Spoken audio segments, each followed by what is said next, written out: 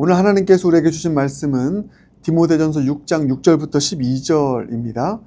6절부터 10절까지 읽겠습니다. 살아계신 하나님 말씀입니다.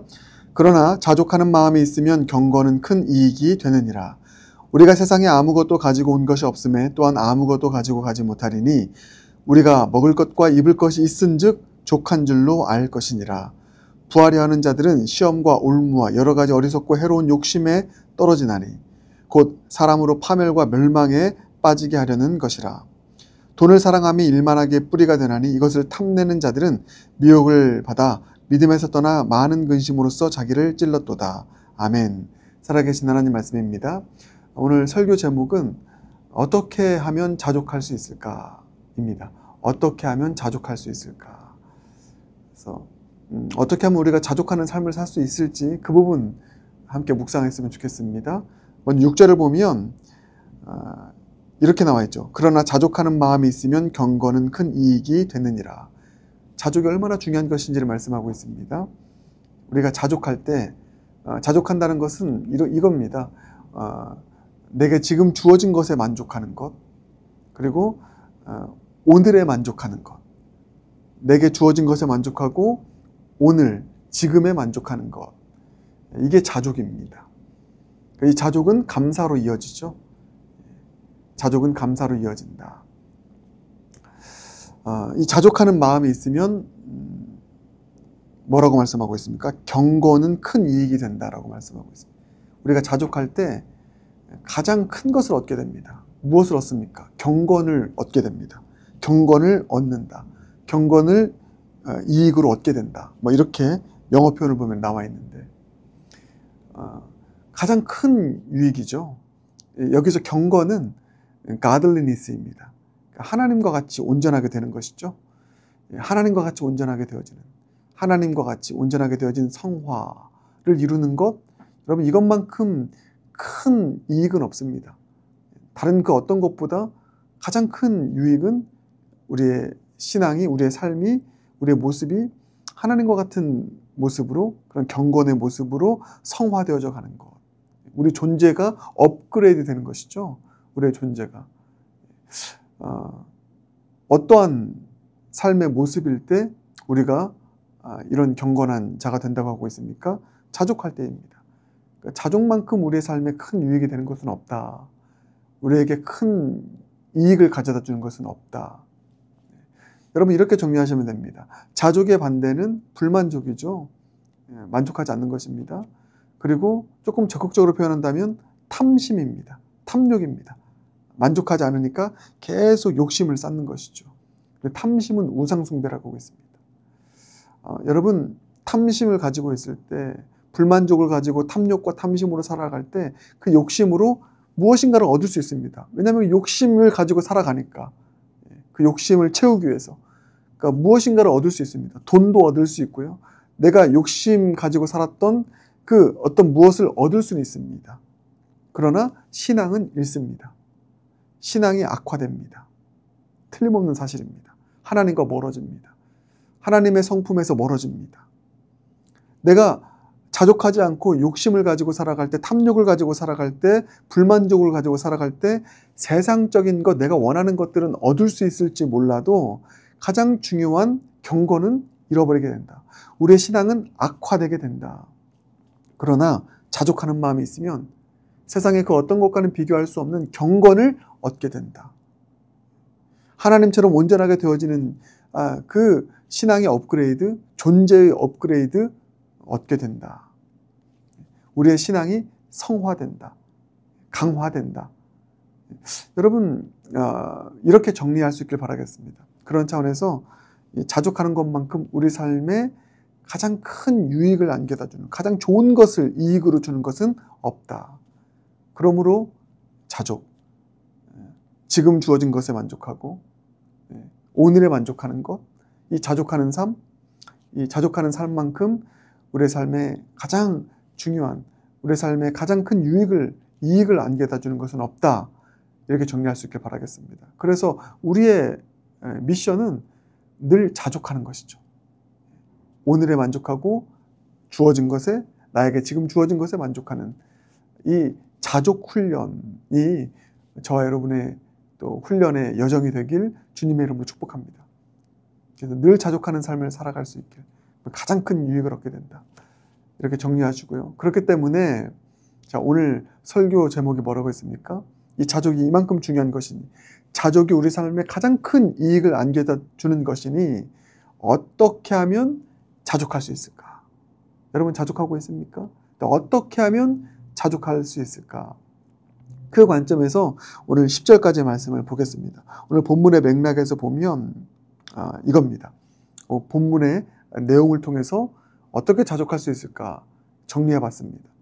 먼저 첫 번째는 이것이죠. 우리가 영이었을 때를 늘 생각하라. 우리가 영이었을 때를 생각하라. 그게 7절입니다. 우리가 세상에 아무것도 가지고 온 것이 없음에 또한 아무것도 가지고 가지 못하리니. 6절 보면 자족이 중요하다. 자족이 가장 큰 유익을 준다. 얘기하고 어떻게 자족할 수 있을까? 뭐라고요? 7절 아무것도 가지고 온 것이 없다. 그러니까 우리가 아무것도 없었을 때를 생각해 보라. 영이었을 때를 생각하라. 그러면 우리는 오늘의 삶에 나에게 좀 주어진 것에 그것이 아무리 작은 것이라 할지라도 자족할 수 있고 감사할 수 있다. 그래서 뭐라고요? 영이었을 때를 생각하라. 저도 마찬가지입니다. 제 삶 가운데 어느덧 원망이 있고 불만이 있을 때 그때 영이었을 때를 생각합니다. 내가 아무것도 없었을 때. 영락교회에서 지금 이렇게 목회를 하다가 너무나 많은 것들을 누리고 있지만 그럼에도 불구하고 원망이 생기고 또 불평과 불만족이 생길 때 제가 늘 하는 일이 바로 이겁니다. 제가 영이었을 때, 아무것도 없었을 때, 그때를 생각합니다. 그때를 생각하면 지금 나에게 주어진 이 삶이 얼마나 감사한 것인지, 이것은 불만족을 가질 것이 아니구나 라고 하는 것을 다시 한번 깨닫게 되는 것이죠. 이스라엘도 마찬가지였습니다. 하나님께서 이스라엘을 구원하시고 광야 생활을 할 때 이스라엘 백성들은 만나와 메추라기를 주심에도 불구하고 불만족했습니다. 자족하지 못했습니다. 그때 하나님께서 늘 하셨던 말씀이 뭐냐면 너희가 애굽의 종 되었을 때를 생각해라. 이게 뭐죠? 아무것도 아니었을 때, 영이었을 때를 생각해라. 아무것도 가진 것이 없었을 때 생각해라. 그때를 생각하면 지금 이 삶이 하나님의 백성으로 살아가고 만나와 메추라기로 먹여주시는 주님의 은혜가 얼마나 큰지를 너희들은 알게 될 것이다. 그래서 너희가 영이었을 때를 꼭 기억하라, 생각하라. 여러분 그럴 수 있길 바라겠습니다. 내가 아무것도 아니었을 때, 내가 영이었을 때, 혹은 내가 마이너스였었을 그때를 생각할 수 있길 바라겠습니다. 저는 그때를 생각하면 지금의 이 삶이 과분할 정도로 만족스럽고 감사할 뿐인 것입니다. 그래서 불만족스러워할 때 뭐 하라고요? 영이었을 때를 생각하라. 그리고 이렇게도 생각하시면 됩니다. 영일지도 모를 그때를 생각해 보라는 것입니다. 그게 아무것도 가지고 가지 못할 것이다. 그렇죠. 지금 우리가 누리고 있는 것들이 있습니다. 우리에게 주신 것들이 있습니다. 이걸 불만족하고 있다면 이 모든 것들이 다 사라지게 될 수 있는 그때를 생각해 보면, 가정해 보면 나에게 주어진 가족, 나에게 주어진 사랑하는 사람들, 나에게 주어진 지금의 이 환경들, 이게 어느 순간, 또 나에게 주어진 지금의 건강, 이게 어느 순간 없어질 것을 생각하면 우리는 지금의 삶에 감사하게 되는 것입니다. 그래서 영이었을 때를 생각하라. 영일지도 모를 때를 생각하라. 그러하면 우리는 자족할 수 있다. 이게 어떻게 자족할 수 있을까? 첫 번째고요. 두 번째는 이것입니다. 당연한 것을 당연하게 여기지 마라. 당연한 것을 당연하게 여기지 마라. 그게 8절입니다. 우리가 먹을 것과 입을 것이 있은즉 족한 줄로 알 것이니라. 먹을 것이 있고 입을 것이 있는 것, 기본적인 생활의 그런 권리 아닙니까? 이 당연한 것을 당연하게 여기지 마라. 먹을 것과 입을 것이 있은즉, 당연한 것이 있은즉 뭐 하라고요? 족한 줄로 만족하라, 자족해라, 감사해라. 그 당연한 것을 당연하게 여기지 마라. 내가 지금 눈 뜨고 일어나서 호흡할 수 있는 것, 이것을 당연하게 여기지 마라. 당연한 것을 당연하게 여기지 말고 당연한 것을 족하게 여겨라. 당연한 것을 감사하게 여겨라. 여러분 그럴 수 있길 바라겠습니다. 우리는 어쩌면 우리 삶 가운데 당연하게 누리고 있는 모든 것들을 너무 당연하게 생각합니다. 그러나 그럴 수 있는 것이 아니죠. 그 건강을 잃어버리게 되면 내가 두 발을 딛고 살아갔던 그 삶이 당연한 것이 아니었음을 우리는 깨닫게 되는 것입니다. 그래서 당연한 것을 당연하게 여기지 말고 당연한 것을 족한 줄로 여기고 당연한 것을 감사히 여기라. 이렇게 생각할 수 있게 바라겠습니다. 그리고 세 번째, 부하려 하지 말라. 부하려 하지 말라. 이건 재물과 관련된 것이죠. 우리가 부하려 하는 것, 더 많은 재물을 얻으려 하는 것, 이것을 우리의 삶의 목적으로 삼지 말라는 것입니다. 그게 9절입니다. 부하려 하는 자들은, 더 많은 재물을 가지려 하는 자들은, 이것을 목적으로 살아가는 자들은 어떻게 된다는 것입니까? 시험과 올무와 여러 가지 어리석고 해로운 욕심에 떨어진다고 하고 있습니다. 부하려 하는 것을 목적으로 삼으면 우리는 결국 떨어지게 되고 멸망에 빠지게 되는 것이다. 그러므로 부하려 하지 말자. 부하려 하는 것을 우리의 목적으로 삼지 말라는 것입니다.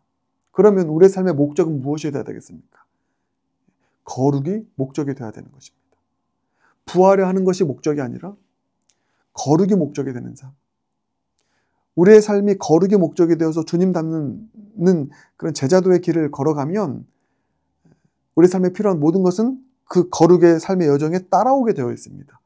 이 사실을 믿으시길 바라겠습니다.